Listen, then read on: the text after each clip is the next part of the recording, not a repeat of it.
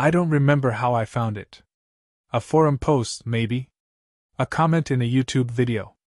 It was probably something innocuous, some mention of hidden corners of the internet, or the real deep web. I was always a curious soul, always looking for something new, something that would shake me out of my comfortable, predictable existence. After a lifetime of pushing boundaries, I'd reached a point where almost nothing bothered me anymore. I'd seen so much, heard so much, experienced so much, that I felt I had grown numb. I was, in my own mind, immune. The dark web, however, piqued my interest. There was a mythos surrounding it, an air of danger and intrigue that whispered promises of forbidden knowledge, of secrets hidden in the digital shadows. I wanted to see if the reality lived up to the hype. I downloaded the Tor browser, its icon a menacing onion against a black background. It felt like stepping into a secret world, and there was a thrill in that. It was like crossing a threshold, a portal into a hidden, forbidden realm. The site I stumbled upon was nothing fancy, just a plain, unassuming web page. It was a list of links, each a gateway to a different corner of the dark web. Some were labeled with cryptic names, others with unsettling images. I skimmed the list, my cursor hovering over links with names like the Black Market and the Hidden Vault. My stomach churned with a mixture of excitement and apprehension. I knew, intellectually, that I was treading on dangerous ground. But curiosity, that insatiable thirst for experience, pulled me forward. I clicked on a link labeled Forbidden Paradise. An ominous title, but one that promised something extraordinary. The web page that opened was a stark white, devoid of any graphics or images. It was a wall of text, each line a link leading to another hidden corner of the internet. The titles were cryptic, evocative, and unsettling. Whispers in the dark, lost innocence, unseen horrors. I clicked on one, just one, to see where it led. The moment I saw the content, my heart dropped into my stomach. The images, the videos, the unspeakable acts, my blood ran cold. My fingers fumbled at the mouse, trying to close the tab, to escape the horror that had flooded my screen. I had seen my share of disturbing things in my life, things that would haunt the dreams of most people, but nothing had ever prepared me for this. I slammed the laptop shut, the screen still flickering with the gruesome images. Nausea rose in my throat, and I felt a wave of shame wash over me. What had I been thinking? How could I have been so reckless, so foolish, to venture into such a dark and twisted place? I had always prided myself on being strong, on being able to face anything, but this had broken something inside me. This was not a game. This was not some morbid curiosity. This was a reality, a grim and brutal reality, where innocence was violated, where children were exploited, and where humanity's darkest impulses were given free rein. The shock, the disgust, the horror, it all hit me at once, wave after wave, leaving me breathless and trembling. I shut down the computer and walked out of my apartment, needing to escape the suffocating feeling of dread that had settled over me. I felt like I had been poisoned, infected by a malevolent force that was slowly consuming me from the inside. I walked for hours, the night air cold against my skin. The city lights seemed to mock me, their artificial glow a stark contrast to the darkness that was now consuming me. The images, the voices, the cries, they were all still there, replaying in my mind like a broken record. I fought back tears, feeling a desperate need to escape the nightmare that had unfolded before me. I had crossed a line that I had never intended to cross, and now I was paying the price. I found myself at a park, a small, secluded oasis in the heart of the city. The trees were bare, their branches reaching towards the starless sky. The silence was almost deafening, broken only by the rustling of leaves and the distant hum of traffic. I sat down on a bench, my back against the cold metal. I had to do something. I couldn't just ignore this. I couldn't pretend it hadn't happened. I had to find a way to fight back, to do whatever I could to help those who were being abused, to make sure that this never happened again.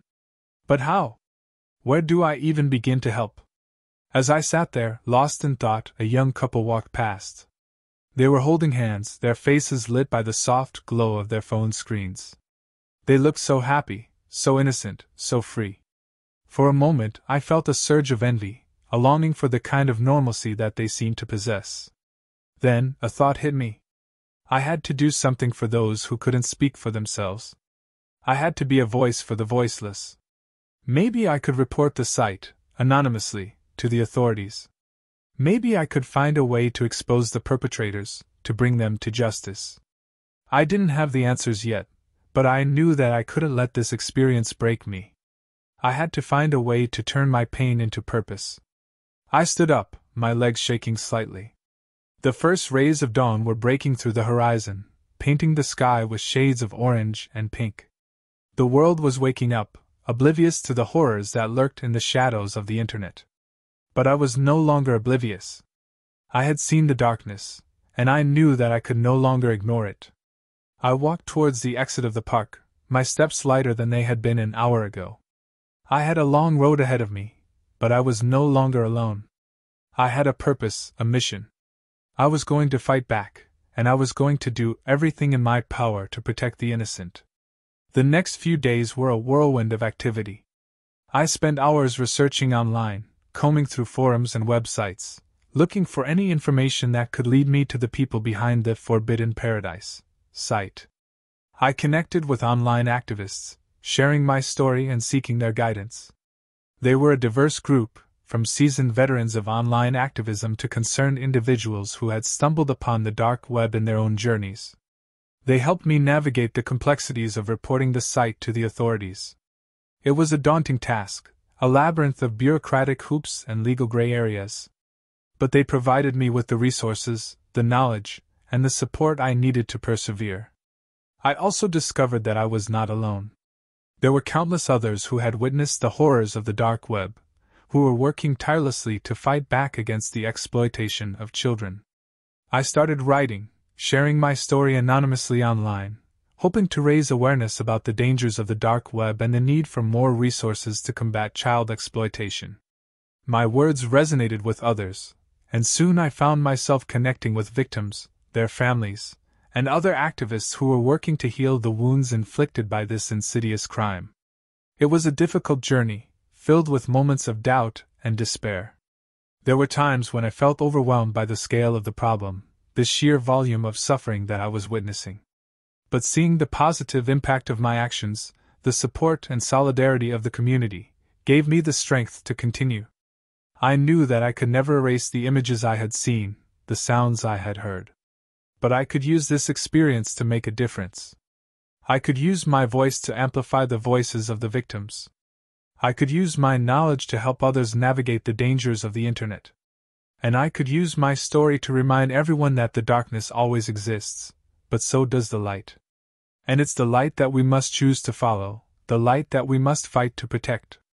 The process of reporting the Forbidden Paradise site was long and arduous. I had to provide evidence, anonymize my location, and go through multiple layers of verification. But eventually, after weeks of tireless work, the authorities took action. The site was shut down, and several individuals were arrested for their involvement in the horrific crimes that had been orchestrated there. This victory was a small step in a long, arduous journey.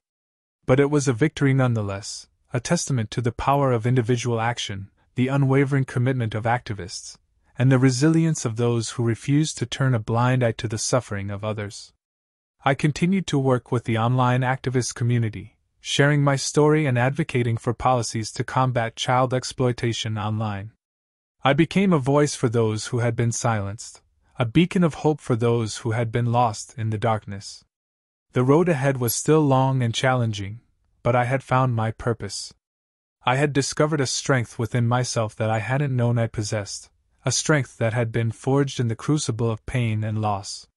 And as I continued to fight for justice, I knew that the shadows of the dark web would never truly disappear, but neither would the light of hope, the light that I was determined to keep burning bright.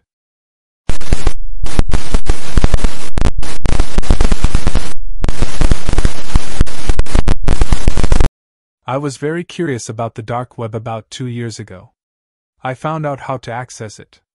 I downloaded a Tor client on my smartphone and spent like 30 minutes trying to figure out how to surf it, and not get bombarded with ads and such. The dark web is really hard to navigate. There's no Google for it. If the dark site can be found with a dark search engine, then it isn't that bad. Just a bunch of illegal stuff. Everything costs money though. Anything worth hiding on the dark web is worth a few bucks of cryptocurrency apparently. Well, I hadn't had any bitcoins for a few years. I had pulled out, so the only thing available, for free, was text. So what rabbit hole did I fall into, you may ask? I completely read a human cookbook. It was well written, no spelling or grammar mistakes, and no fluff. It was matter of fact. It had everything, from how to stalk your victims, to which age/gender tasted better, to text-based butcher portions, to how to gather and cook the blood, how to host a human steak party, to the more cruel way of keeping your meal, victim, alive and fresh, while you ate a limb a week. It was way more gross than I am willing to write here. I was both disgusted and intrigued. I couldn't sleep that night. And for the next few weeks, I couldn't look at any strangers in public for more than 2 seconds before the words came flushing back into my memory. My brain told me, she would be a perfect candidate for a meal. Or, why is she walking alone in this area? Doesn't she know she's the perfect age for human steaks? I was no stranger to dark and disturbing things. I had dealt with death, violence, and the grotesque aspects of reality for years as a crime scene photographer. I'd seen things that would make most people vomit. Yet this cookbook, this was different. This wasn't just a glimpse into the darkness, it was a detailed manual, a recipe book for human suffering. It was almost like a perverse guide to a hidden world, a world I never knew existed. The problem was, I couldn't shake the feeling that this wasn't just some twisted fantasy. This was real. People were doing this. My brain would replay the cookbook's instructions over and over, each word a sharp, cold blade cutting into my conscience.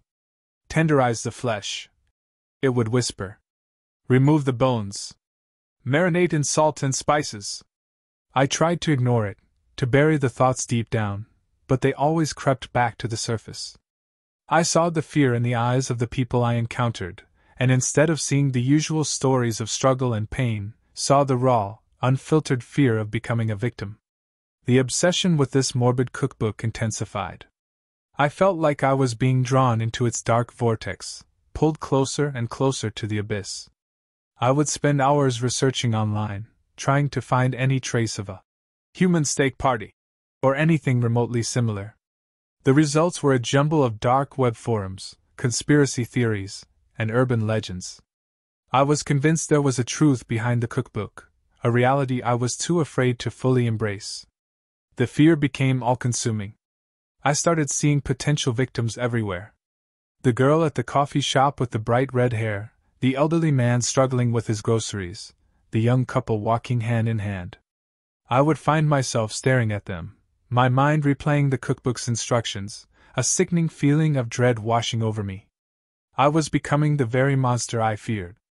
I started avoiding public places, staying locked inside my apartment, terrified of stepping outside. My friends noticed my fear, saw the shadows that had begun to cling to my eyes, but I couldn't explain what was happening. I was trapped in a cycle of paranoia and self-loathing. The cookbook was like a poison that had seeped into my mind, seeping into my every thought, every action. I felt like I was losing myself, becoming the very thing I had always tried to avoid. One night, I was browsing the dark web, trying to find any information that would validate or disprove the existence of the cookbook. I stumbled upon a forum dedicated to the dark web. The forum was full of anonymous users discussing illicit activities, sharing tips, and gossiping about their exploits. There were threads about drug deals, stolen identities, and even a section for hunting. I felt a surge of adrenaline, my heart pounding in my chest. This was it, I thought. This is where I could find out the truth about the cookbook. I scrolled through the hunting section, my eyes skimming over the posts. There were a lot of cryptic messages, riddles, and veiled threats. But then I saw it. A post with a familiar title. The Human Steak Party Cookbook. My hands trembled as I clicked on the post. Beneath the title was a single line of text. If you want to find out the truth, come find us. The message was followed by an encrypted link. I hesitated, my mind screaming at me to go back, to close the forum and forget everything I had seen. But something inside me, a desperate need to understand, propelled me forward. I carefully copied the link and pasted it into a new tab. The screen flickered, and then I was looking at a new web page. The page had only one thing on it, a single image of a hand holding a serrated knife. Below the image, a single sentence. "We are waiting." My blood ran cold. I knew this was real. The cookbook wasn't some sick fantasy, it was a guide, a manifesto for a group of people who were actually living out its contents. I didn't know what to do. I didn't know what to believe. I felt trapped, a prisoner in my own mind, caught in the crosshairs of a reality I could never have imagined. I closed the tab, my hands shaking. The image of the knife was burned into my mind, a constant reminder of the darkness lurking beneath the surface. I knew I was in danger, but I couldn't bring myself to reach out to the authorities. What would I tell them? That I had found a cookbook for human consumption on the dark web? They would think I was crazy. I decided to take matters into my own hands. I had to find out who these people were, what they were doing, and put a stop to it. But I knew I couldn't do it alone. I needed help. I reached out to my old friend, Alex. Alex was a journalist who had a reputation for digging up dirt on the darkest corners of the internet. I trusted him, and I knew he wouldn't judge me. I told him everything. About the cookbook, the forum, the encrypted link. He listened patiently, his face growing grimmer as I spoke. When I finished, he said, "I believe you. This is serious. This is a real threat." I felt a surge of relief. I wasn't alone. Alex was on my side. "We need to tread carefully," he said. "These people are dangerous. We need to find out who they are before we can stop them." He took my phone and went through the encrypted link. The link was complex, designed to be difficult to trace. But Alex was an expert in this kind of stuff. He managed to decrypt the link and get us into a chat room. The chat room was empty. There were only a few messages, all from the same user. "We are waiting." Alex started typing, trying to engage the user. He asked questions about the cookbook, the group, their intentions. But the user remained silent. We waited for hours, hoping for a response. But nothing. Finally, Alex gave up. We were going to have to find another way in. We started digging into the dark web, looking for any clues about the cookbook, the group, or the user who had sent us that cryptic message. We spent days combing through forums, chat rooms, and hidden websites, but we couldn't find anything. It was like they had vanished into thin air. Then, one day, Alex received an anonymous email. The email contained a single file attachment, a new link. The link was different from the one we had been using. It was a direct link to a private server. The email ended simply with the words, "Come find us." We knew what we had to do. We had to go to that server, face the people who were responsible for this horrific cookbook. The server was locked down. It had multiple security layers, making it almost impossible to access. But Alex was determined. He spent weeks working on the code, cracking the security system, and finally, a few days later, we were in. The server was a treasure trove of information. We found everything we needed: the identities of the group members, their location, their plans, their victims. They were a network of serial killers, operating in plain sight, using the dark web to communicate and recruit new members. We immediately contacted the authorities. They were skeptical at first, but we showed them the evidence: the cookbook, the server data, the identities of the group members. They were finally convinced. A raid was conducted on the group's headquarters, and the members were arrested. The authorities were able to rescue several victims who were being held captive, though many were already dead. The trial was a media frenzy.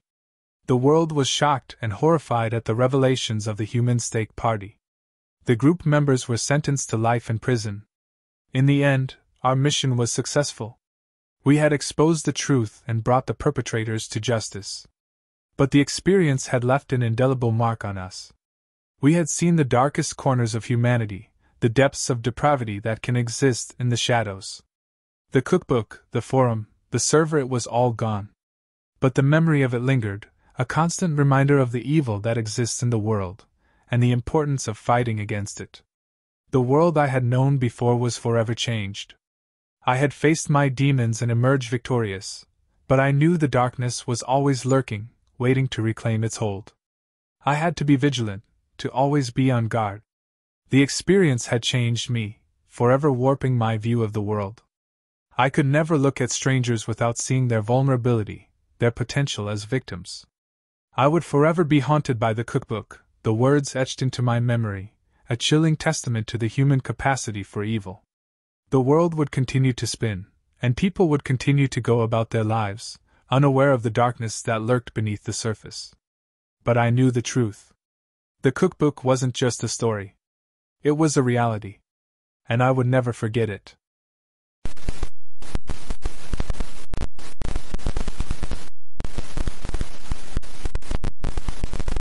My real deep web experience as any other story started it was a few months ago. I'm a teen that always stayed home from school and was always on the internet. I'm always curious and like to get spooked. And then I came across the topic of the deep web. At first I thought it was fake, but then as soon as I got into a bit more research into it, I figured out how to download Tor on my phone. I looked into the dangers and risks, but I figured I like to take risks, so I clicked from link to link on the hidden wiki, Daniel's links, etc. Found the casual stuff like drugs and weapons. I tried my best to avoid the CP and anything related to that. I found random sites that were forums about people talking about fantasy and random stories. Then at the end of the day I decided to stop and go to sleep.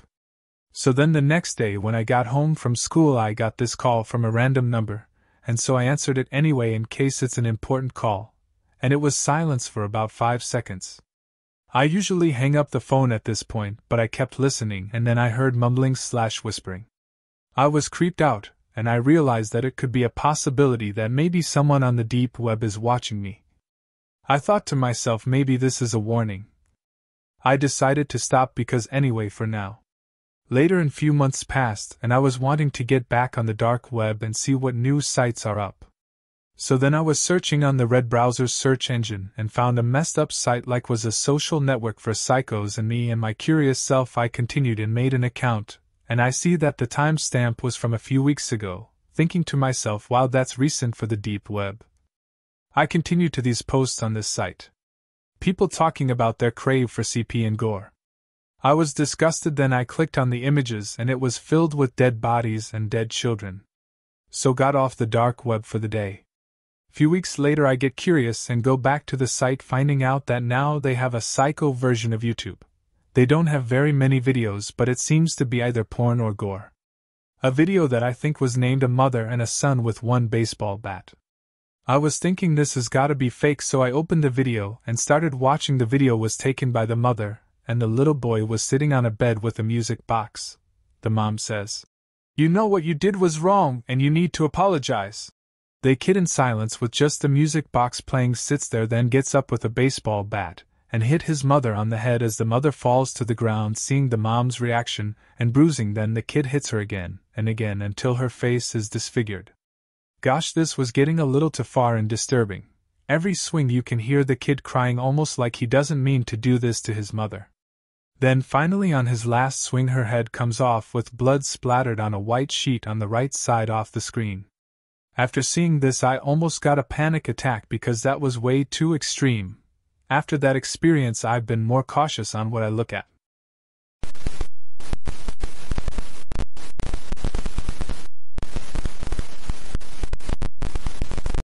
I was a junior in high school. The kind of kid who devoured conspiracy theories, urban legends, and anything remotely disturbing. The deep web, with its whispers of hidden forums and illicit activities, was a siren song I couldn't resist. I was convinced it was a mythical realm, where the darkest aspects of human nature were laid bare. One Friday night, after everyone had gone to sleep, I slipped away to my room, the air heavy with the silence of the house.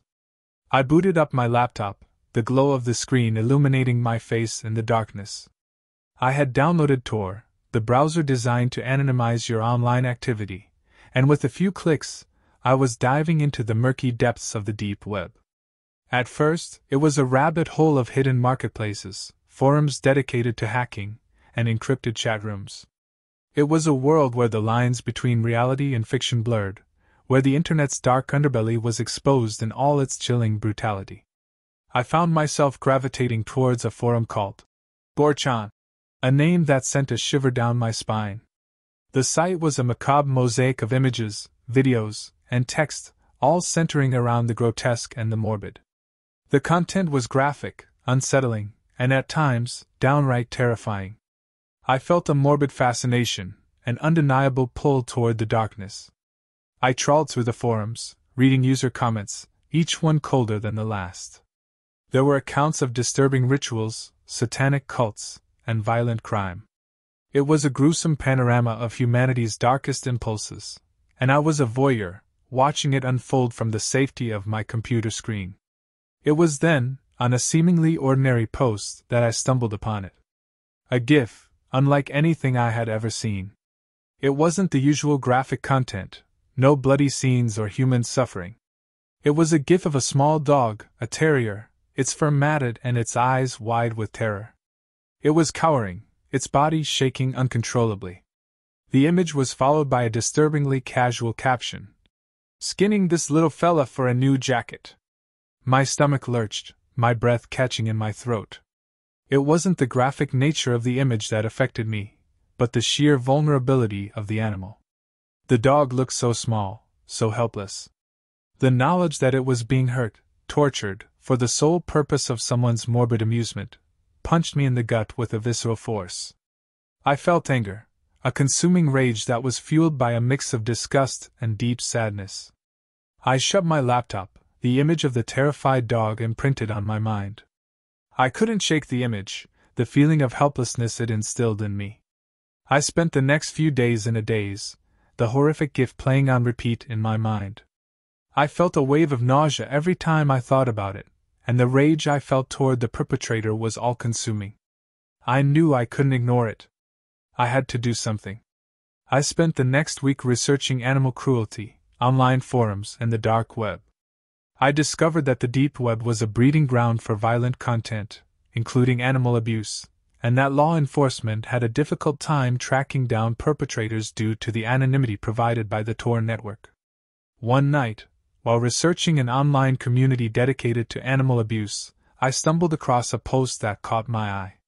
It featured a cryptic image, the emblem of a group known as the Pack, a notorious online organization associated with the distribution of animal cruelty content. It was a small black paw print with a red circle around it. I felt a surge of adrenaline, a fire ignited within me. I knew I had found a lead, a way to trace the creators of the GIF that had haunted me. I spent the next few weeks analyzing the forums, deciphering their language, and tracking their movements. I learned that the Pack was a shadowy organization operating in the depths of the deep web, sharing their gruesome content through various channels. They were incredibly tight-lipped, leaving no trace of their true identities or locations. I started leaving messages in their forums, pretending to be a fellow enthusiast, hoping to gain their trust. I adopted a persona, a young, impressionable individual, eager to learn more about their twisted world. As the weeks passed, I felt like I was slipping further into the darkness. I was constantly on edge, constantly scanning for clues, my life now consumed by this obsessive pursuit. But I couldn't stop. I wouldn't stop until I found them. One day, a message popped up in one of their forums, a simple, cryptic message. "Meet me at the crossroads." My heart pounded in my chest. This was it. I had finally earned their trust, and now they were willing to meet me. I felt a wave of fear, but it was quickly overshadowed by a surge of adrenaline, an unwavering determination. I knew I couldn't meet them in person, not without putting myself at risk. I had to find a way to track them online, to find their location. I had to find a way to expose them, to bring them to justice. I spent several days formulating a plan, a delicate balancing act of playing their game while gathering evidence against them.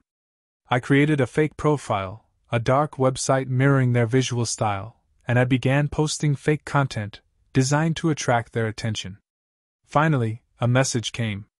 It was an invitation to a secret chat room, a hidden corner of the deep web where they discussed their activities, their gruesome methods, and their plans for future content. It was a treasure trove of information, a digital trail leading straight to their lair. The chat room was a chilling place. The conversations were detached, casual, as they discussed their methods of torture, the details of their latest victims. I felt a wave of nausea, but I had to remain calm, had to continue playing my role. I had to get the evidence. I spent weeks in the chat room, posing as a devoted follower, gathering screenshots and recording conversations, building a case against them. I felt like I was walking on eggshells, constantly fearing exposure, constantly feeling the weight of their dark secrets on my shoulders. One day, a message appeared in the chat room. It was a picture of a dog, a small terrier, its fur matted, its eyes wide with terror. It was the same dog from the GIF, the image that had haunted me for weeks. They were planning their next act of cruelty. This was it. This was my chance. I took a deep breath and typed a message that would expose them, a message that would bring them down. "I know who you are." The response was immediate. A flurry of messages, threats of violence, warnings of retribution. But I had expected this. I had planned for this.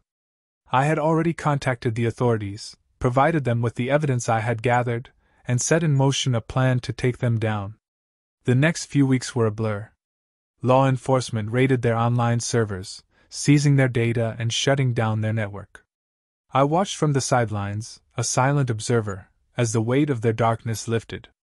I had done it. I had brought them down. The ordeal left me scarred, forever haunted by the horrors I had witnessed. But it also left me with a renewed sense of hope, a belief that even in the darkest corners of the internet, justice could prevail. The experience had changed me, hardened me, but it also taught me the fragility of life, the preciousness of innocence. It taught me the power of courage, the strength of compassion, and the importance of fighting for those who cannot fight for themselves. I never went back to the deep web. The scars were too deep, the memories too vivid. I knew that the darkness was always there, lurking beneath the surface of the internet. But now I knew that I wasn't alone. There were others out there, others who were willing to fight against the shadows, to protect the innocent, and to bring justice to those who had been wronged. The fight against animal cruelty was far from over. But I knew that with each victory, with each shadow exposed, the darkness would shrink, and the light of hope would grow brighter.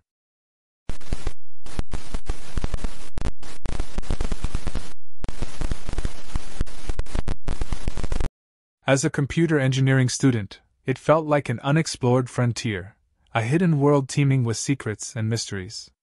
The allure of the unknown was potent, a constant itch I needed to scratch. It was last year, during a particularly boring lecture on network protocols, that the urge became too much to ignore. I decided to take the plunge, to finally explore the invisible web. It was a thrillingly dangerous feeling, the act of breaching that invisible barrier between the surface web and the dark web. I felt like a spy, a hacker, a trespasser entering forbidden territory. It was a feeling that resonated with the rebellious spirit I harbored from my teenage years, a thrill of doing something forbidden, something not meant for ordinary eyes. The first hurdle was understanding the logistics. I researched for hours, poring over cryptic forums and online guides, deciphering the jargon of Tor, onion routing, and dark web browsers. It felt like solving a puzzle, each piece revealing a new layer of the onion, leading me closer to the hidden network.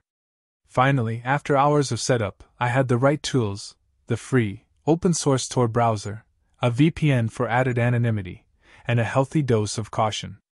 My first foray into the dark web was a whirlwind of anxiety and anticipation. It was a world unlike anything I had ever seen before. The web pages, though functional, were Spartan and minimalist, devoid of the usual advertising and flashy banners. Instead, they were filled with an unsettling sense of anonymity. Everything felt shrouded in secrecy, the air thick with the unspoken. I had read enough about the Silk Road to understand that I could encounter illegal activities, drug trafficking, and even the infamous hitmen websites. But it was a different experience altogether to actually see it, to witness the dark underbelly of the internet firsthand. The first URL I visited was a typical drug marketplace, offering everything from marijuana to prescription medications. It felt like a virtual black market, complete with encrypted communication and Bitcoin transactions. The anonymity it offered was chillingly effective. I could be anyone, from a casual user to a large-scale criminal, and the website wouldn't know the difference. The whole experience was unsettling, a reminder of the vastness and the vulnerability of the online world. But what truly made my blood run cold was the second website. It was a site dedicated to contract killings, a digital underworld where lives were bought and sold like commodities. The website was simple, nothing fancy. It showcased a roster of hitmen, each with their own codenames and chilling descriptions. They were listed alongside their skills: sniping, close quarters combat, poisoning, and even disappearances. Their success rates were displayed, along with testimonials from previous clients. The website even offered a price list, a grim tableau of monetary values assigned to human lives. I felt a cold shiver run down my spine as I scrolled through the profiles of these killers. Most of them were shrouded in anonymity, their real identities concealed behind pseudonyms and digital masks.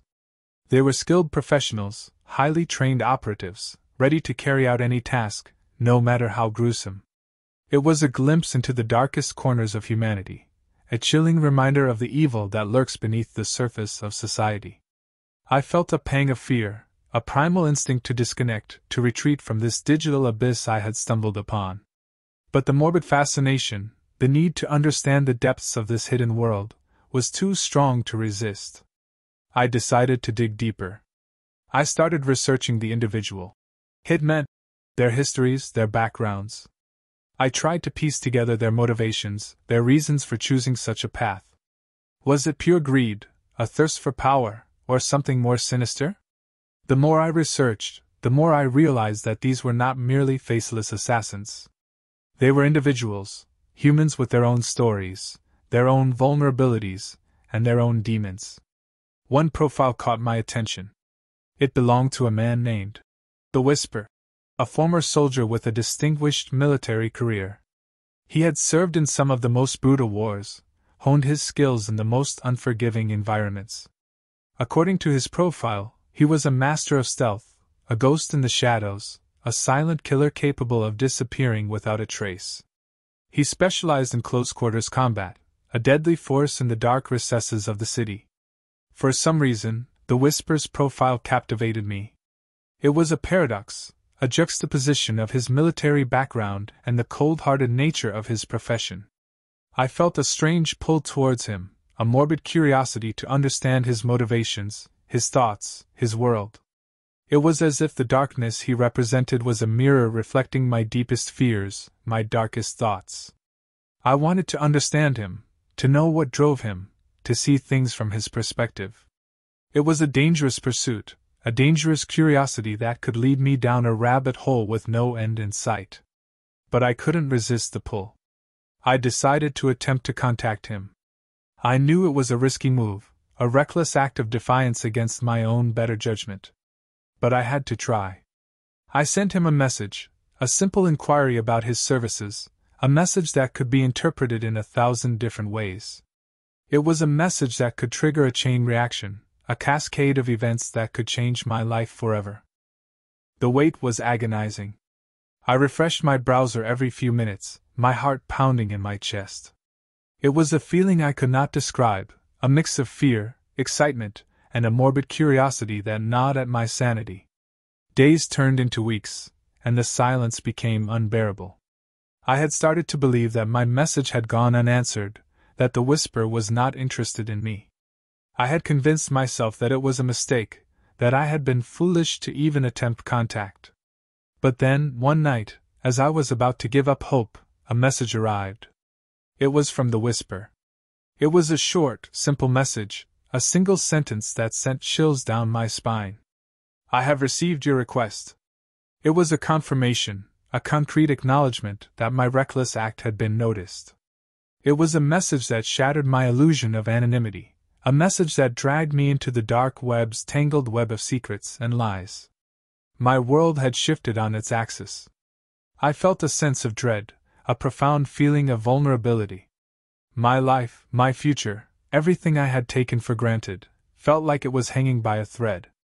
I was no longer just a curious student, a voyeuristic observer. I was now a player in a dangerous game, a participant in a sinister dance with the dark forces I had unknowingly invoked. I knew that my life was about to change. The dark web had whispered its secrets to me, and now I was trapped in its web, a pawn in a game I didn't fully understand. The next message arrived a few days later. It was a simple request, a request for a meeting that would decide my fate. The location was a desolate warehouse on the outskirts of the city, a place shrouded in darkness, a place where secrets were kept and deals were made. The meeting was set for the following night. I knew it was a trap, a suicide mission. The Whisper had lured me into his web, and I had no way of knowing what awaited me. But I had no choice but to go. I had crossed the line, and there was no turning back. As I drove towards the warehouse, a wave of anxiety washed over me. My heart was pounding in my chest, my hands were slick with sweat. I knew I was walking into danger, but I could not turn back. I was driven by a morbid curiosity, a need to understand what lay beyond the shadows, what secrets the darkness held. The warehouse was a grim edifice, a relic of a bygone era. It stood alone, a silent sentinel in the dead of night. The only light came from a flickering street lamp across the street, casting long shadows that danced across the cracked asphalt. I parked a block away, my car blending into the darkness. I was alone, a lone wolf in a world of shadows.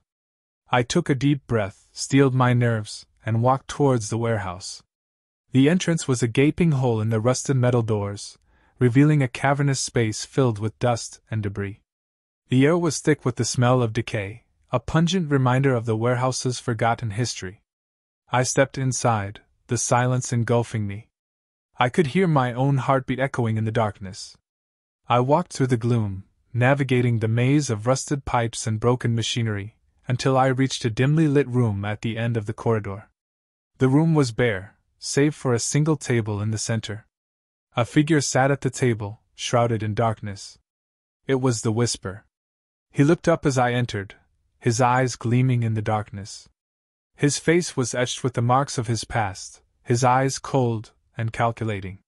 He was a man who had seen too much, a man who had lost his soul in the fires of war. "You came," he said, his voice a low growl. "I did," I said, my voice trembling slightly. He gestured towards the chair opposite him. "Sit." I sat down, my heart pounding in my chest. I felt like a prisoner, a captive in the web of this man's darkness. "What brings you here?" he asked. I took a deep breath, trying to calm my nerves. "I was curious," I said. "I wanted to understand." He chuckled, a dry, hollow sound. "Curious, are you? You're braver than you look." "I'm not afraid," I said, trying to sound confident. He studied me for a long moment, his eyes boring into mine. "You're afraid," he said. "You're afraid of the darkness." "Maybe," I said. "But I'm also afraid of the light." He laughed again, a chilling sound that echoed in the silence. "You're a strange one," he said. "Maybe I can use you." I knew what he meant. He was offering me a deal, a way into his world, a way to become a part of his darkness. It was a tempting offer, a chance to see the world from a different perspective. But it was also a dangerous path, a path that could lead me to ruin. I looked at him, his eyes gleaming in the darkness. He was a predator, a hunter, a man who had lost his humanity. But he was also a man who understood the darkness, a man who could teach me to navigate its shadows. I didn't know what to say. I was afraid, but I was also intrigued. The darkness beckoned me, whispering promises of power and knowledge. It was a dangerous path, but it was also the only path forward. "I'll think about it," I said, my voice barely above a whisper. He nodded, his eyes never leaving mine. "I'll be waiting." I stood up and walked out of the room. The darkness pressed in around me, a tangible entity that threatened to consume me. I walked towards the exit, my heart pounding in my chest. I had crossed the line, and I knew there was no going back. The darkness had claimed me, and I was now a part of its world.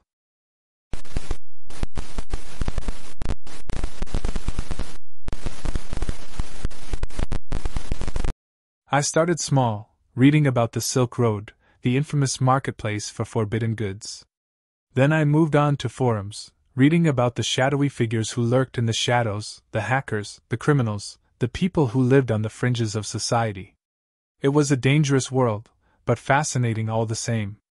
It was late one night, the house quiet, my wife and kids asleep, when I decided to venture deeper into the dark web. I had a VPN set up, of course, and I was using Tor, the onion router, but even then, I couldn't shake the feeling of being watched. I was browsing a forum about disappearances, reading about the unsolved cases, the people who vanished without a trace. It was chilling, and I found myself staring at the screen, my pulse quickening with each line I read. Suddenly, there was a loud thunk from my printer. My heart skipped a beat. I hadn't printed anything, not in hours. I glanced at the screen, but nothing seemed amiss. The forum was still loading, and my browser hadn't been touched. The thump came again, this time accompanied by the faintest whir of the printer, as if it were struggling to print something small. Hesitantly, I got up from my desk and walked over to the printer. It was a simple, old inkjet, nothing fancy. A single piece of paper sat neatly in the output tray. It was blank, as far as I could tell. I picked it up, turning it over in my hands, and then something caught my eye. Up near the top margin, in the smallest print possible, so small that I barely even saw it, was a single line of text. "Look out the window, I'm watching you." My blood turned to ice. I stared at the paper, my heart hammering against my ribs. It was impossible. My printer wasn't capable of printing that small, not that close to the margin. And who, in the name of everything holy, would be watching me? I was on the dark web, hidden behind layers of anonymity, and yet here I was, with this chilling message staring up at me from a piece of paper. My mind raced, trying to make sense of it all. Had I been compromised? Was someone in my house, watching me? Or was this some kind of elaborate prank? I tried to calm myself, taking deep breaths, but the fear was still there, a cold knot in my stomach. I unplugged my computer and my printer, and then I did something I rarely ever did. I unplugged my modem.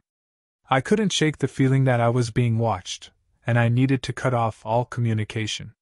I went back to my computer, and I started to reinstall my operating system, wiping everything clean. I was paranoid, I knew, but I had to do something, anything, to feel safe again. I reinstalled all my programs, one by one, and then finally, I turned my computer back on and stared at the blank screen. I was exhausted, but I couldn't sleep. The message on that piece of paper kept replaying in my head. "Look out the window, I'm watching you." What did it mean? Who was it from? I kept thinking about it, and then it hit me. I hadn't looked out the window, not since I received the message. Maybe it was a simple prank, something to scare me. But maybe, just maybe, it was real. I slowly got up from my chair, my heart pounding in my chest. I walked over to the window and peered out cautiously.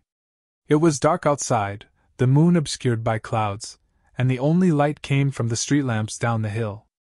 I could see the silhouette of my car in the driveway, and beyond that, the darkened field stretching out to the horizon. There was no one there. Of course, there wasn't. It was impossible, wasn't it? My house was on top of a hill, surrounded by a tall fence and barking dogs. There was no way anyone could have gotten close to my house without being noticed. And even if someone had, why would they be watching me?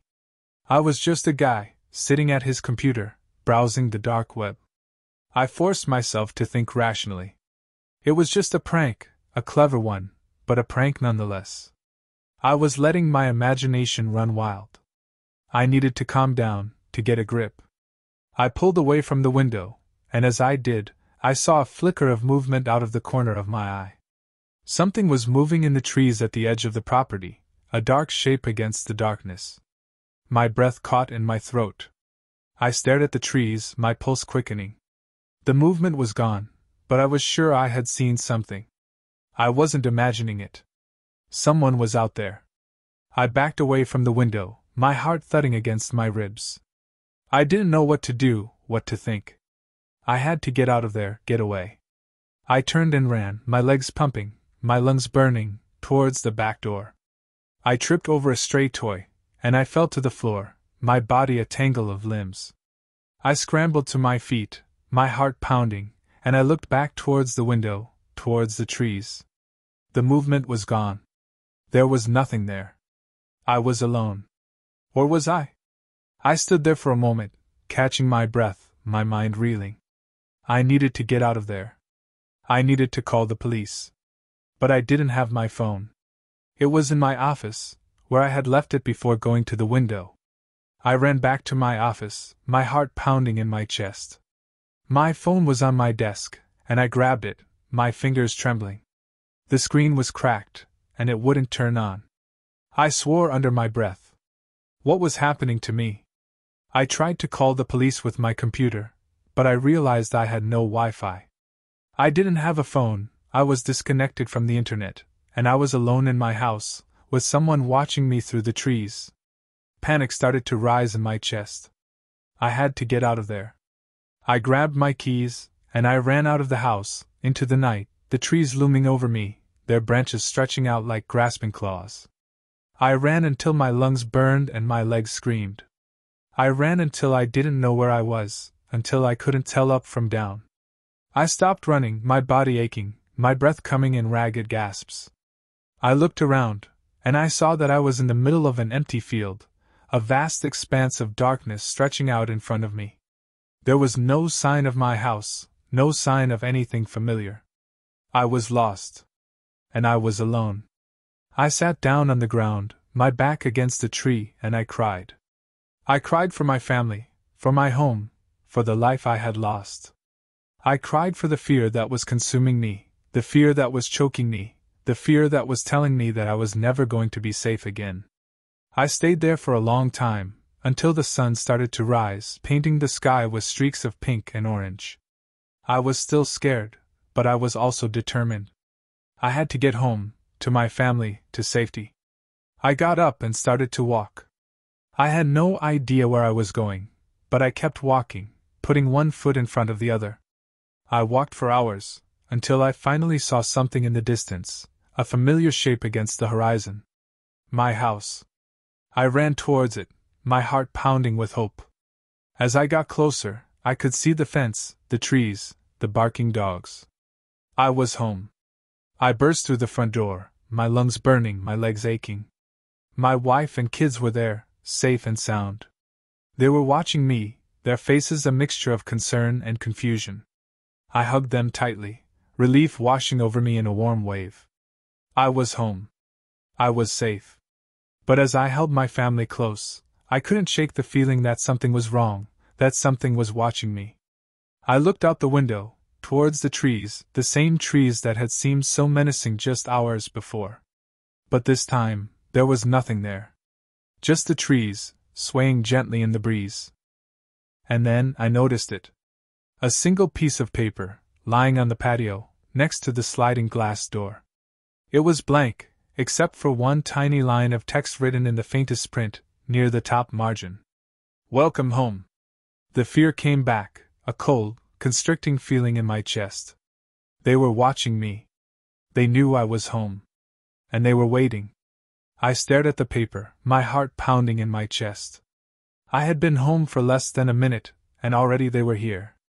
I had a choice to make. I could run, try to escape again, or I could stay and fight.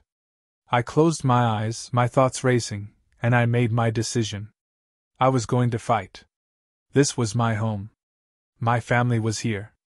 I wouldn't let them take it from me. I grabbed the paper, crumpled it in my fist. And I looked out the window, straight into the trees. I'm watching you too, I whispered. And I meant it.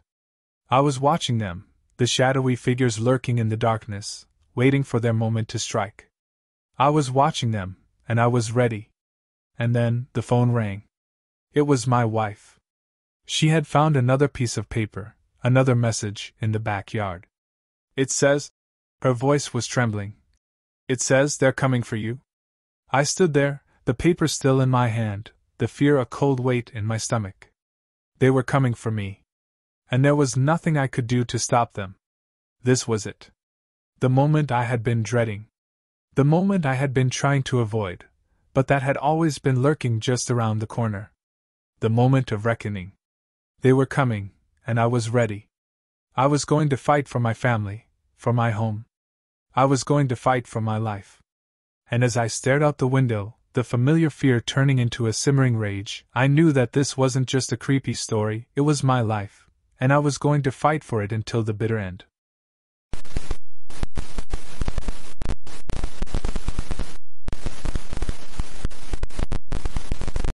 I still remember the night it all happened, the night the dark web crawled into my life and left its mark, indelible and chilling. It was a Wednesday night, a seemingly ordinary one, just like any other. I was alone in my apartment, the hum of the city filtering through the open window, the soft glow of my laptop screen the only source of light. I was browsing the internet, as usual, venturing into the murky depths of the dark web, a dangerous yet oddly alluring world I'd grown familiar with.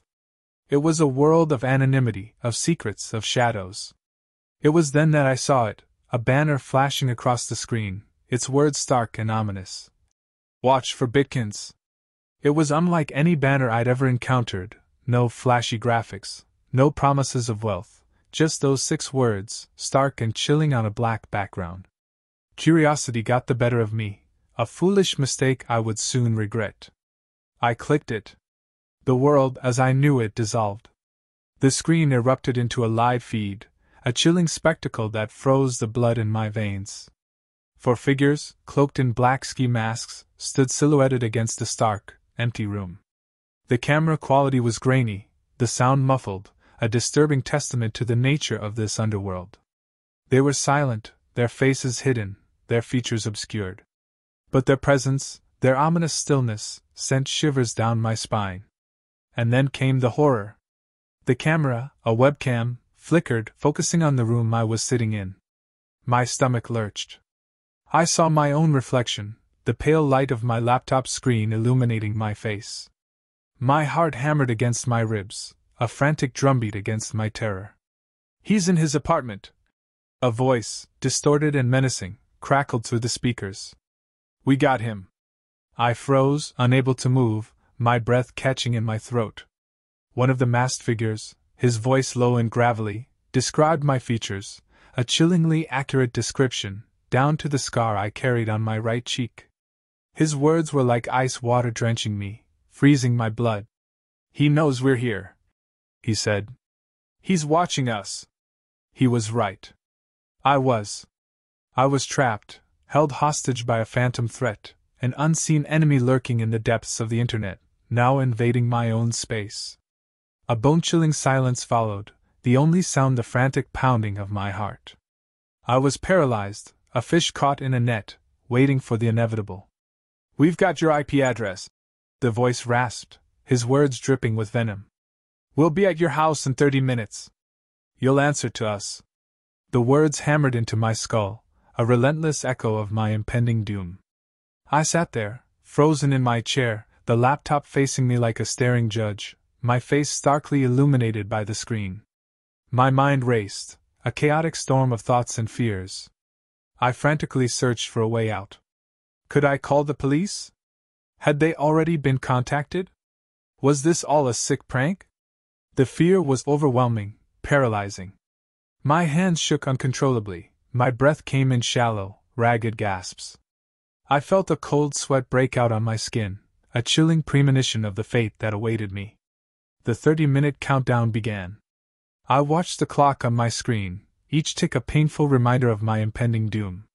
The time seemed to stretch out, each minute an eternity. The silence was deafening, broken only by the distant hum of the city, the clatter of traffic, the distant sirens, a symphony of noise that seemed to mock my desperate plight. My mind conjured up scenarios, each one more terrifying than the last.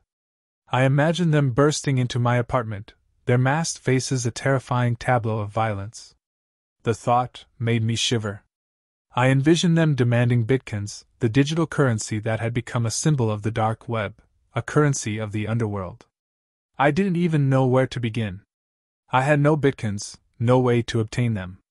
The thought of them finding me, of them discovering the emptiness of my digital wallet, sent another shiver down my spine. Would they understand? Would they accept an explanation? Or would they punish me for my ignorance, for my naivete? In my frantic mental state, I started thinking about the consequences. What could they do? What would they do? The possibilities were endless, each one more chilling than the last. They could harm me, they could take my belongings, they could even disappear me, making me vanish into the abyss of the dark web, a casualty of the digital underworld. The 30 minutes were up. I stared at the laptop, expecting the door to burst open, expecting the sounds of footsteps, the crash of glass, the cries of my own terror. But nothing happened. The silence persisted, a heavy blanket pressing down on me, a palpable weight of expectation. I strained my ears, trying to hear anything, a footstep, a whisper, a sign of their presence. But there was only silence. For a moment, a glimmer of hope flickered in my heart. Maybe it was all a bluff, maybe they weren't real, maybe they had lost interest. Maybe, just maybe, I had been spared. The hope was short-lived. The silence morphed, deepening into a suffocating stillness, a palpable sense of unease.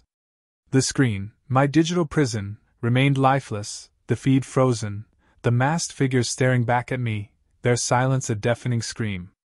Another hour passed, then 2, then 3.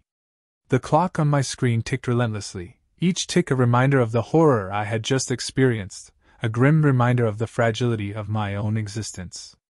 I was a prisoner in my own home, trapped by an unseen enemy, haunted by the fear of what might come. I couldn't sleep, couldn't focus, couldn't function. The fear was constant, a relentless companion that shadowed my every move, a persistent whisper in the back of my mind. It was a fear that permeated my life, a fear that altered who I was, a fear that would haunt me for the rest of my days. I never discovered who they were, what they truly wanted, why they chose me. The threat, however, remained.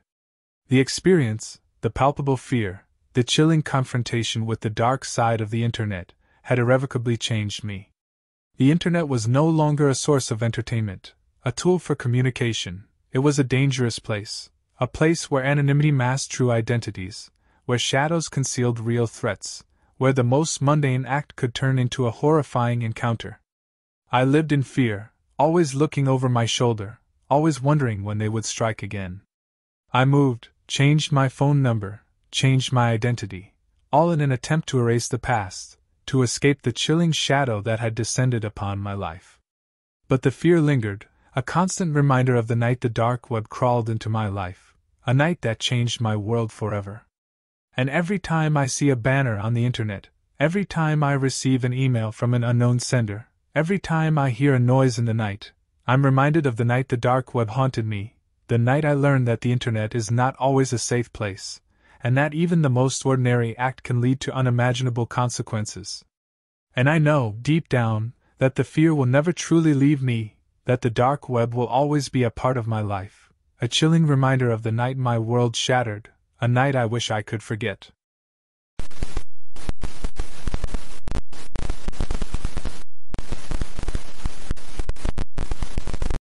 It started innocently enough, a search for some obscure online community. 2 or 3 redirects later, I found myself on a nameless website, a cold, metallic gray page filled with cryptic links.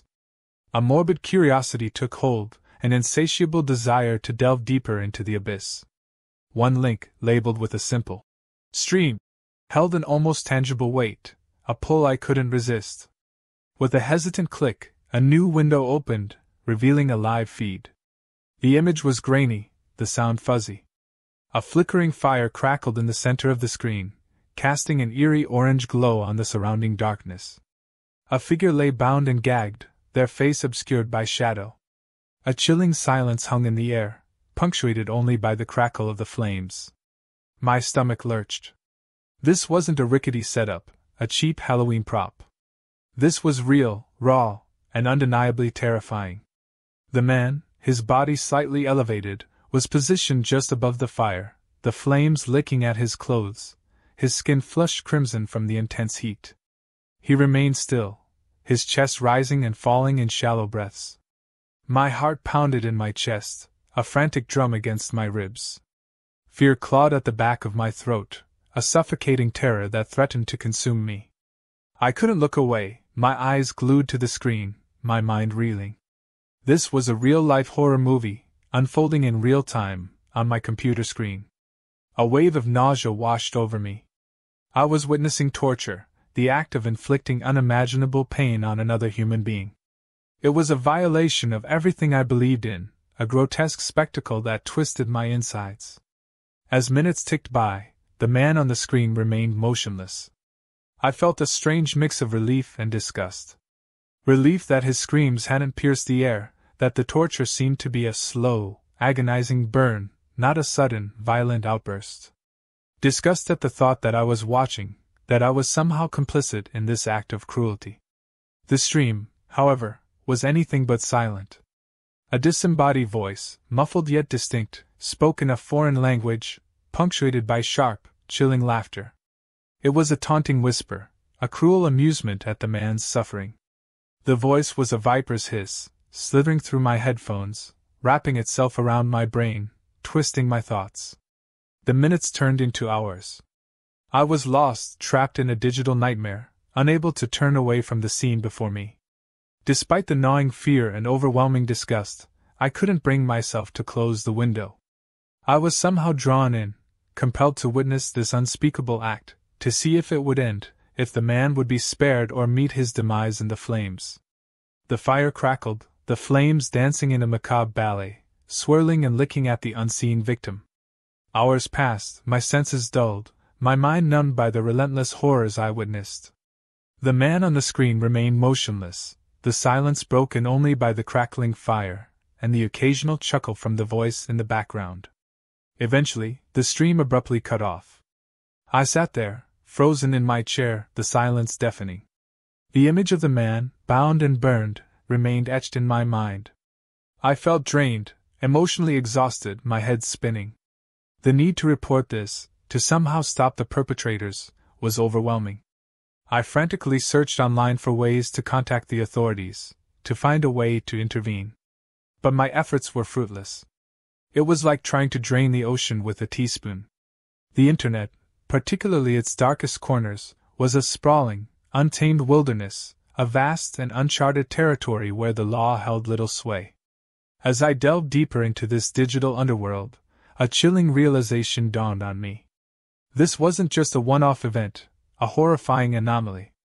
It was a glimpse into a world I had never imagined existed, a world where human life was treated as disposable, where torture was a form of entertainment, where the most vile impulses were given free rein. I felt a deep, visceral fear, not just for the man on the screen, but for myself, for the world we had created, for the darkness that lurked beneath the surface of our seemingly civilized society. The next few days were a blur. I couldn't shake off the images, the sounds, the unspeakable horrors I had witnessed.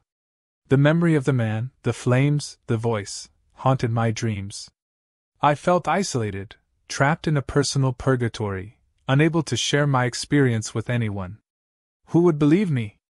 Who would understand the depths of my terror? I tried to convince myself it was a hoax, a cruel fabrication, a digital illusion. But the visceral reality of the experience, the undeniable authenticity of the suffering, left no room for doubt. It was real, and it had irrevocably changed me. I started to research. I devoured every article I could find about the dark web, about online crime, about the hidden corners of the internet where the law barely touched. I discovered a whole world of illicit activity, from drug trafficking and arms dealing to child exploitation and murder.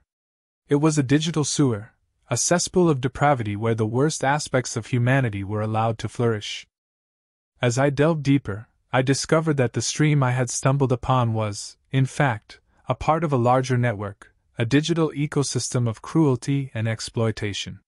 The network was vast, its tendrils spreading across the internet like a toxic vine, connecting predators and victims in ways I never imagined possible. The more I learned, the more I realized the true extent of the danger. These weren't just isolated incidents, random acts of violence. They were organized, systematic, orchestrated with chilling precision. The perpetrators were not just individuals, but groups, networks, even entire organizations, operating under the veil of anonymity, protected by the very tools that allowed them to thrive. The realization was terrifying. There was no single authority, no single group I could turn to. The internet was a lawless wasteland, and the perpetrators of these heinous crimes operated with impunity. I became obsessed with finding a way to fight back, to stop this cycle of horror, to bring these monsters to justice. But every attempt seemed futile. The authorities were overwhelmed, the resources stretched thin. The dark web was a labyrinth of ever-changing paths, a virtual land of shadows where finding the perpetrators, let alone bringing them to justice, felt impossible.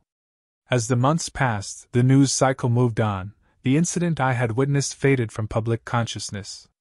But for me, it was a constant shadow, lurking in the corners of my mind, a chilling reminder of the darkness that exists in our world. I knew I couldn't stand by and do nothing. The man on the screen, his silent suffering, his burning body, had become a symbol, a testament to the human cost of our digital age. I was determined to find a way to make a difference, even if it meant going against the odds, even if it meant facing the darkest corners of the internet head-on. I started small, reaching out to online communities, sharing my experience, raising awareness. I learned about other people who had similar encounters, who had stumbled upon the same dark underbelly of the internet. We formed a loose network, sharing information, resources, and strategies. We were a disparate group, united by a shared goal, to fight back against the darkness, to protect the vulnerable, to bring justice to those who had been wronged. It was a long and arduous path, filled with setbacks and disappointments. There were times when I felt like giving up, when the enormity of the task seemed insurmountable. But the memory of the man on the screen, his silent suffering, his burning body, kept me going. I couldn't let him, and all the others like him, be forgotten. I couldn't let the darkness win. I knew that the fight against online crime was far from over. It was a constant battle, a digital war that was being waged every day. But I also knew that I wasn't alone. There were others who had seen the darkness, who had been touched by its chilling power. We were a growing army, united by a shared sense of purpose, determined to fight for a better world. The memory of that night, the digital nightmare that unfolded on my computer screen, remains with me to this day. It is a reminder of the darkest depths of human nature, but also of the resilience of the human spirit. The fight against online crime is a fight for our humanity, a fight to protect the vulnerable, a fight to build a better world for ourselves and for future generations. It is a fight that I am committed to for the rest of my life.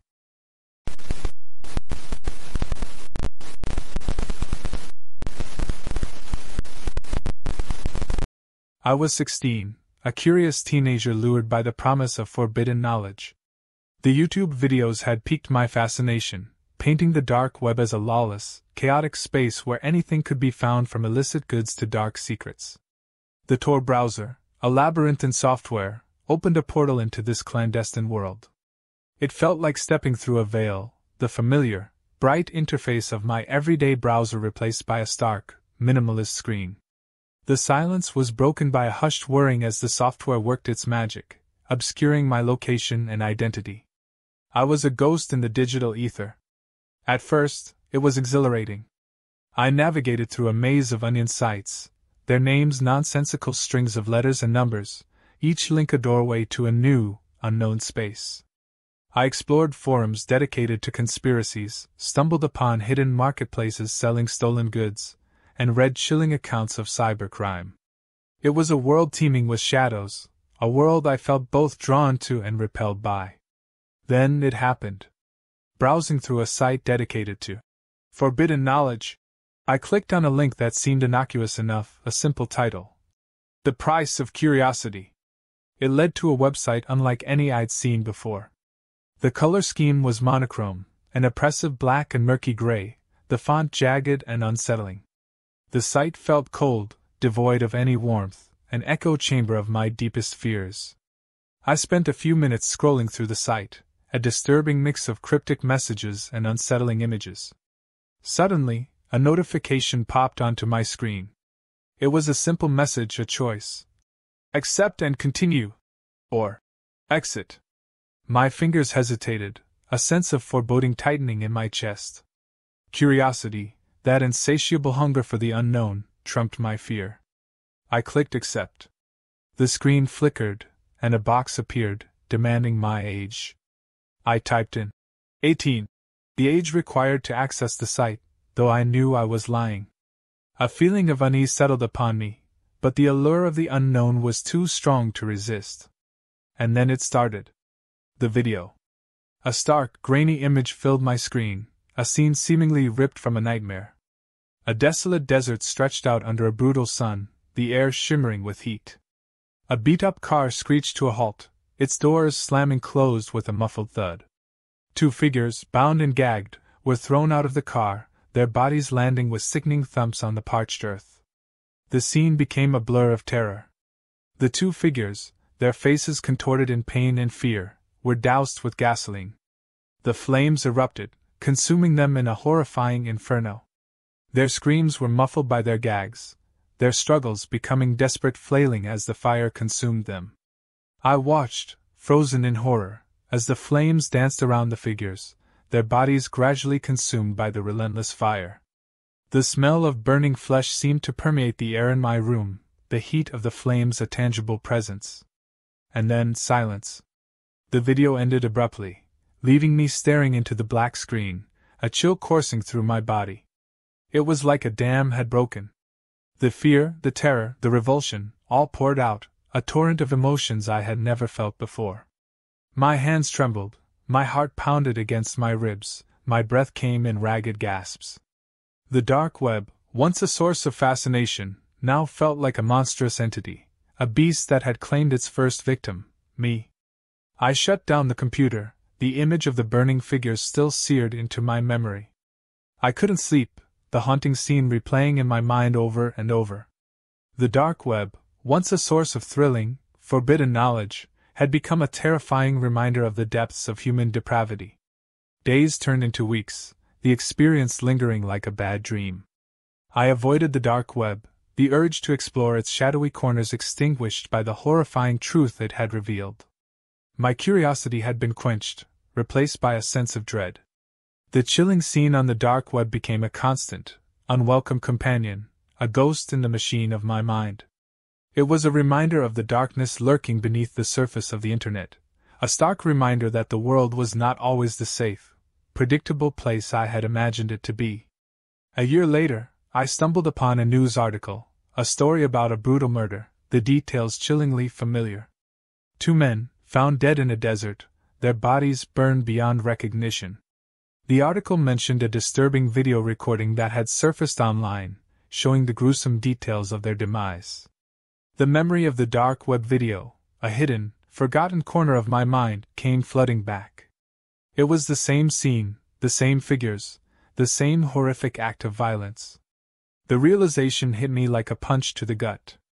I had witnessed a real crime, a horrific act that had left two men dead.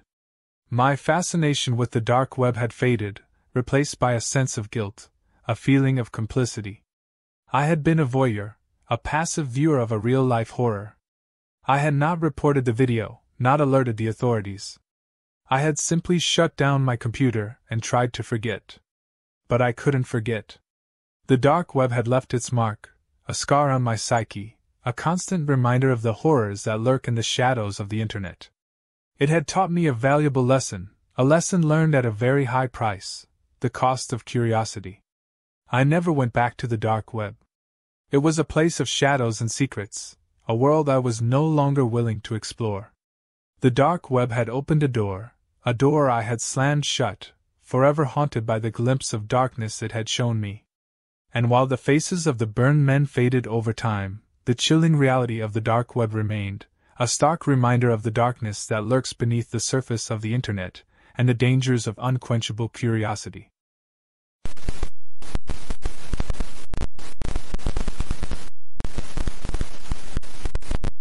I had always been a curious person, so when I stumbled upon Matthew Santora's YouTube video about the deep web, I was immediately intrigued. I had heard rumors about the shadowy corners of the internet where you could buy and trade all sorts of illicit goods and services, but I had never really given it much thought. However, as I listened to Matthew explain how to access the deep web, I felt my heart start to race with excitement. I followed Matthew's instructions to the letter, downloading the necessary software, and configuring my computer to hide my IP address. It took several hours, but finally, I found myself staring at the infamous deep web homepage. Matthew had been right. It looked just like the normal internet, but with one crucial difference. Here, anonymity was king, and people could buy and sell anything they wanted without fear of repercussions. At first, I was hesitant to explore too deeply. I knew that there were dangerous people and organizations operating in the deep web, and I didn't want to put myself in unnecessary danger. But as I began to poke around, I discovered that there were entire marketplaces dedicated to all sorts of illegal goods. Guns, drugs, people, it was all for sale, just a few clicks away.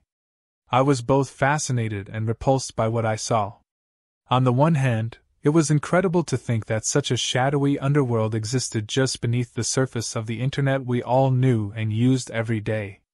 On the other hand, it was deeply unsettling to know that there were people out there who would traffic in human misery without a second thought. Despite my reservations, I couldn't help but feel drawn deeper into the dark heart of the deep web. I told myself that I was just curious, that I needed to see more to truly understand the scope of this hidden world. But as I clicked through forum after forum, I began to feel a creeping sense of unease. It was one thing to read about the deep web on YouTube, or in a news article. It was quite another to actually see it in action. The things I saw on those forums, the cruelty, the depravity, the sheer inhumanity of it all made me sick to my stomach. I couldn't believe that people could be so heartless, so devoid of empathy and compassion. And yet, despite my disgust, I couldn't tear myself away. I told myself that I was doing important research, that I needed to bear witness to these atrocities in order to better understand the world around me. But deep down, I knew that I was lying to myself. I was drawn to the darkness, compelled by some morbid fascination that I couldn't quite explain. And then, one day, I went too far. I stumbled upon a forum that was dedicated to the most heinous, unspeakable acts imaginable. I won't go into detail here, but suffice it to say that what I saw on that forum will haunt me for the rest of my life. I was physically sick, retching and dry-heaving as I frantically scrolled through page after page of horrors. I couldn't believe that such a place could exist, that there were people out there who could commit such monstrous acts. I felt a deep, burning anger rise up within me, a righteous fury that threatened to consume me whole. I knew that I had to do something, had to take action against these monsters who were operating with such impunity in the deep web. I reported the forum to the authorities, providing them with all the information I had managed to gather. I spent hours on the phone with FBI agents, telling them everything I knew about the deep web and the people who used it for evil purposes. But even as I spoke to the agents, I knew that it wasn't enough. The deep web was vast and shadowy, a seemingly infinite labyrinth of forums and marketplaces that were all but impossible to police.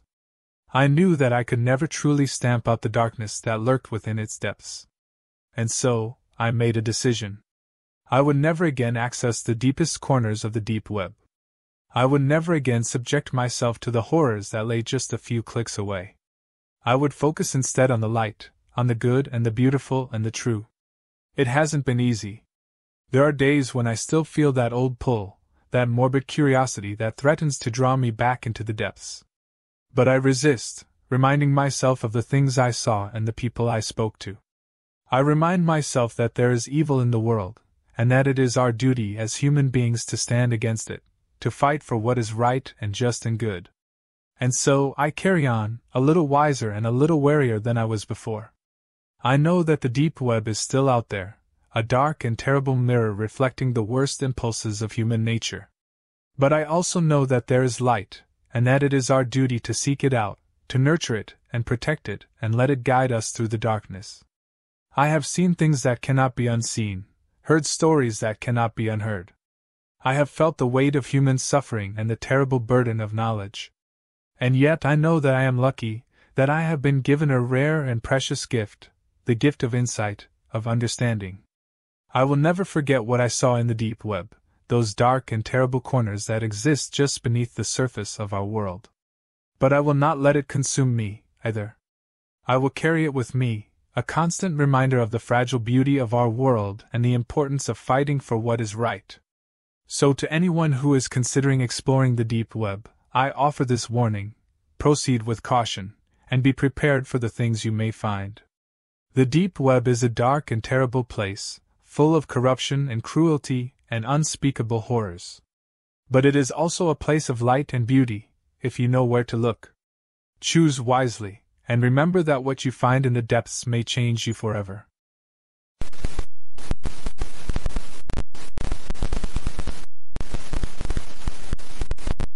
I was hunched over the keyboard, fingers flying across the keys, a strange thrill coursing through me. The words on the screen were chilling, but they were also strangely alluring.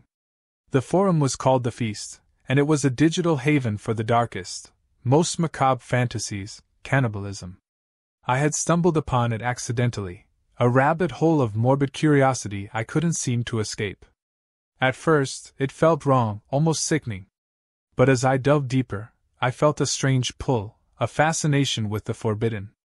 Each post was a glimpse into a warped world, a world where flesh was a feast, and the act of eating another human was not just a taboo, but a perversely alluring ritual. The usernames were cryptic, often referencing body parts or acts of consumption. Ribs and gristle, carnivorous cravings, bite me, and devour desire were just a few examples. Their posts were a mixture of dark humor, graphic descriptions, and philosophical musings on the nature of life, death, and consumption. One post, titled Fresh Meat Calling, caught my eye. It read, "I need someone to eat my fresh meat. I am juicy and tender, seasoned with a healthy dose of adrenaline. Hit me up if you're interested. Let's make a meal out of this night." The writer's username was Sated Soul, and their avatar image was a black silhouette against a blood-red background. The post had several replies, each offering the same chilling promise: "I'm hungry," or "You sound delicious." I was transfixed. The forum was no longer just a morbid curiosity. It had become a dark mirror reflecting the darkest corners of my own imagination. The thought of being consumed, of being part of a gruesome ritual, was both horrifying and exhilarating. Over the next few weeks, I became a regular visitor to the feast, lurking in the shadows, reading the grotesque conversations, and finding myself strangely drawn to the darkness. It felt like a forbidden fruit, a taste of the forbidden, something that made me feel alive in a way I hadn't felt before. Then, one post caught my eye. It was from a new user named Crimson Craving. A single sentence, but it sent chills down my spine. "I want to be eaten." The post was a beacon in the darkness, an invitation I felt compelled to answer. I typed a reply, a simple "Why," and hit send. The response was almost instantaneous. Because I want to feel what it's like to be on the other side. To know the ultimate surrender. The words resonated with a deep, primal urge within me. I was captivated, drawn into a dangerous game. The forum, once a voyeuristic pastime, was now a gateway to a macabre reality. We exchanged messages, slowly building a connection based on a shared morbid fascination. The fear was there, a constant current beneath the surface, but it was overshadowed by a strange sense of thrill. Crimson Craving's messages were filled with graphic descriptions of their desired fate, their body as a sacrifice, a meal for the hungry. I found myself fantasizing about it, imagining the taste of their flesh, the feeling of their final moments, the ritualistic act of consumption. Our online conversations led to private messages, then to video calls. We saw each other's faces, their real identities shrouded in anonymity, but their eyes, they held the same dark fascination. The fear became a shared thrill, a shared secret. After weeks of digital courtship, Crimson Craving proposed a meeting. A remote cabin in the woods, hidden from civilization, the perfect setting for our dark ritual. It was an offer I couldn't refuse. The drive to the cabin was a blur. The forest was dense and silent, the air thick with the smell of pine and decay. I felt a sense of dread as I parked the car, the engine humming a silent goodbye. We met at the edge of the clearing. Crimson Craving was even more captivating in person. Their dark eyes, the way they moved, their voice, it was like stepping into a nightmare. The cabin was small and cramped, the only light coming from a flickering fireplace. The air was thick with the smell of wood smoke and something else, something metallic and pungent. The fear was palpable now, a cold dread that wrapped around me like a shroud. Crimson Craving spoke first, their voice low and seductive. "You're here. You're ready." I nodded, my throat dry. We were in a strange trance, both of us caught in the web of our own desires. I looked around the cabin, noticing the knives, the meat hooks, the tools of our ritual laid out on a table. It felt surreal, like a scene from a horror movie, and I was playing the role of the victim. Crimson Craving smiled, a chilling, sadistic smile that sent a shiver down my spine. "It's going to be beautiful," they whispered, their eyes gleaming with anticipation. The fear was a cold knot in my stomach, but the thrill, the strange, twisted excitement, was still there, pulling me towards the abyss. I was ready to be consumed, to experience the ultimate surrender, to become one with the darkness. The night unfolded in a haze of fear and fascination. The details are a blur, a mosaic of pain and pleasure, of fear and submission. I was both victim and participant, a willing sacrifice, a vessel of forbidden desire. When it was over, I lay on the cold floor, my body exhausted, my mind reeling. I vaguely remember driving home, the forest a blur of shadows, the silence deafening. I felt empty, hollowed out, like a shell of my former self. I never went back to the feast. The forum felt tainted, a symbol of a dark path I had walked.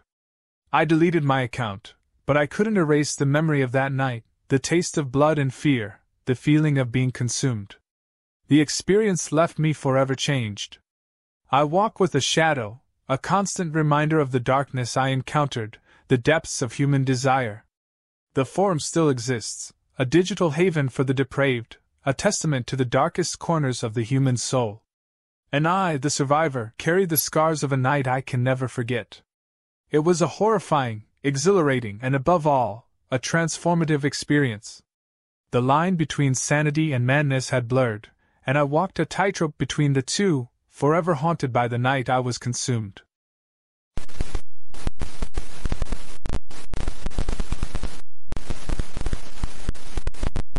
A shiver ran down my spine as I clicked the link, the cursor hovering over the abyss like a harbinger of doom. With a mix of morbid fascination and trepidation, I entered the virtual chamber of death, a sanctuary for the condemned. Row after row of profiles stretched before me, each a grim testament to a life gone astray. The faces of the condemned stared back at me, their expressions frozen in a haunting tableau of regret, desolation, and acceptance. I could almost hear their voices echoing through the void, their final words etched into the fabric of the digital realm. I stand here today, on the brink of oblivion, wrestling with a symphony of emotions. Remorse gnaws at my soul, a relentless torment for the life I took. I pray for forgiveness, though I know it may never come. Farewell, my shattered world. As darkness consumes me, I find solace in the flicker of a single candle. I was once a beacon of hope, but now I am merely a footnote in the tapestry of tragedy. May my death serve as a cautionary tale, a reminder of the fragility of life. My name is lost to the annals of infamy, but my crime will forever haunt me. In the depths of my despair, I found a glimmer of redemption. I am ready to face the void, knowing that my actions have forever altered the course of destiny. As I delved deeper into the abyss, the words of the condemned began to weave themselves around my consciousness like a ghostly shroud. Their stories of broken dreams, shattered lives, and the inevitable march towards oblivion left an indelible mark upon my soul. I am a product of a broken society, a victim of circumstance and shattered dreams. I made choices that I deeply regret, but I am not the monster they made me out to be. Farewell, cruel world. May your judgment be tempered with mercy. Inmate number 007750, Mary Smith. I didn't mean to hurt anyone. It was an accident, a moment of madness that spiraled out of control. I am paying the ultimate price for a mistake, but I hope that one day, people will understand that my heart was not filled with malice. I have lived a life of violence, a life filled with darkness. But in the face of my impending doom, I find a strange sense of tranquility.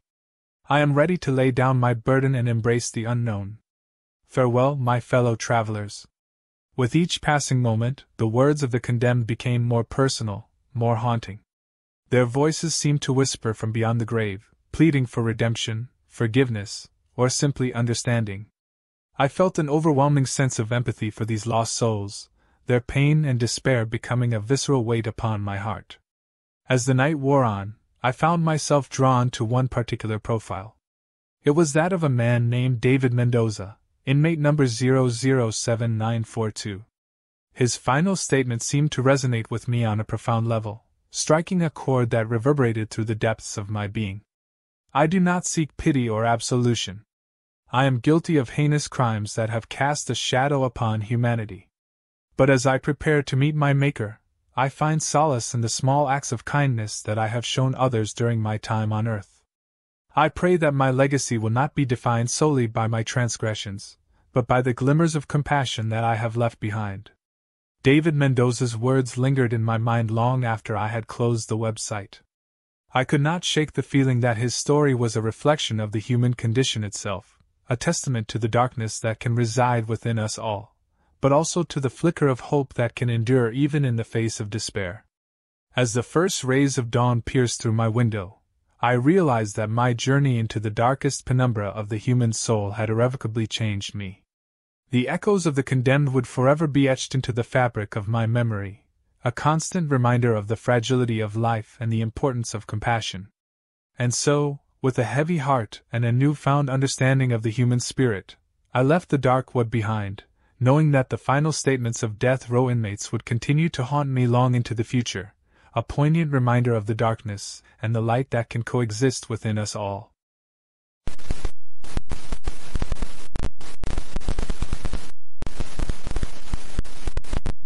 I always knew that working as a courier on the dark web would come with its risks, but I never imagined it would lead me down a path of such horror and violence. At first, it seemed like easy money, delivering packages to anonymous recipients, never knowing what was inside. But as time went on, I began to notice strange and unsettling things about the contents of the packages. One day, I was given a package to deliver to a deserted warehouse on the outskirts of town. The package was heavy and wrapped in multiple layers of black plastic. As I made my way to the warehouse, I could feel my heart racing in my chest.